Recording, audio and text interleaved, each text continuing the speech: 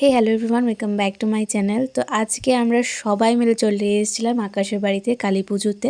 আর আকাশ আমাদের স্কুল লাইফের সবাইকে নিমন্ত্রণ করে, মানে বেশিরভাগ জনকেই নিমন্ত্রণ করে ওর বাড়ি কালী পুজোতে।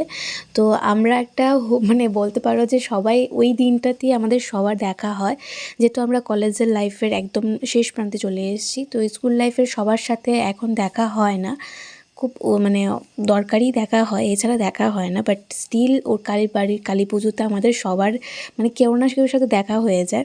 তো কিছু কিছু তো আমরা কমন আছে যারা সবসময় বাড়িতে যাই, যেমন আমি এক কমন।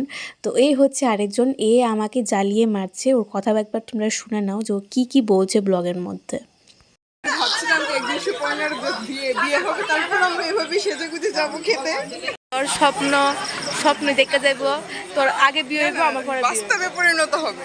আচ্ছা আচ্ছা, আমি বাস্তবতার স্বপ্ন দেখি তোমার বিয়েটা হবে তাড়াতাড়ি, আমি খেতে যাবো সেজেগুজে। আইসি কালী পূজার নিমন্ত্রণ নেই, চিন্তা করতেছে বিয়ার নিমন্ত্রণ। যাই হোক, তোমরা শুনে নিলে ও আমার সাথে একটু ফাজলামি করছিল। তো যেহেতু আমরা অনেকটা বড় হয়ে গেছি, তো আমাদের ফিল হয় না যে আমরা অনেকটা বড় হয়ে গেছি। আমরা যখন একসাথে দেখা হয় তখন আমরা প্রচুর ফটো ভিডিও, তারপর গল্প করি, কে কোথায় আছে কি করছে, প্রচুর হাসাহাসি করি। তো এই হচ্ছে একটা মেয়ে যে ও কিনা প্রত্যেকটা বার আমরা যখন স্কুলে পড়তাম, তো প্রত্যেকটা বার প্রত্যেকটা ক্লাসেও খালি হাসতো। তো ওর কথা বললে শেষ হবে না, প্রচুর পরিমাণে হাসে। আর আমরা সবাই মিলে এটাই বলছিলাম, এটাই আলোচনা করছিলাম। আর এই হচ্ছে তনুশ্রী, ও মিমিক্রি করতে পারে একজনের, যারা একটা ব্লগার আছে ত্রিপুরায়। তো সেমভাবে ও একটা মিমিক্রি করতে পারে এই মেয়েটার। তো সেই জন্য আমরা ওর কথা বলছিলাম আর কি।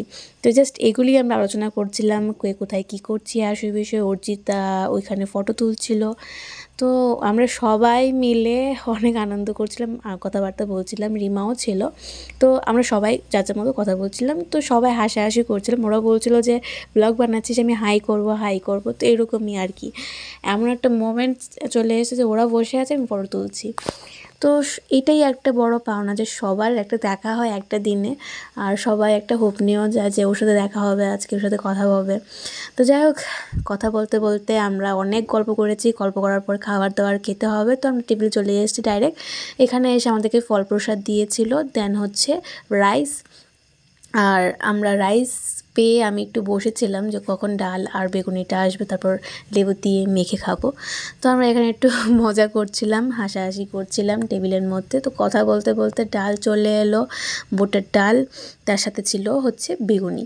তো আমি অর্পিতা আর হচ্ছে রিমা আর অর্জিতা আমরা এক টেবিলই বসেছিলাম, বাকিদের মতো ভুজ করে বসেছে। তো আমরা বসে খাওয়া দাওয়া স্টার্ট করে দিয়েছিলাম। এটা মানে পরের দেওয়ার কথা ছিল, মানে আগে দেওয়ার কথা ছিল, আমি পরে দিয়ে দিয়েছি। তো যাই হোক, প্রথমে ছিল বুটের ডাল, তারপরে ছিল কুমড়ি, দেন ছিল ঝুলিয়ারু ভাজা, এটা হচ্ছে ডালের বড়া, আর হচ্ছে গিয়ে কাঁচা কলা আলু দিয়ে একটা ঝোল রান্না করেছিল। দেন এটাতে খাওয়া শেষ করার পর বাটার পনির এসেছিলো, চাটনি এসছে।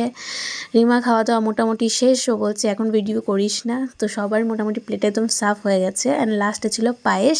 দেন খাওয়া দাওয়া শেষ করে আমরা আবার কিছুক্ষণ দাঁড়িয়ে কথা টথা বললে সবাইকে বাই বাই বলে বাড়ি দিকে ফিরছিলাম। তো আমরা সবার মতো চলে যাবো বাড়িতে। আজকের এই ব্লগটা এই পর্যন্ত। তোমাদের কাছে কেমন লাগলো অবশ্যই কমেন্ট করে জানাবে। টাটা।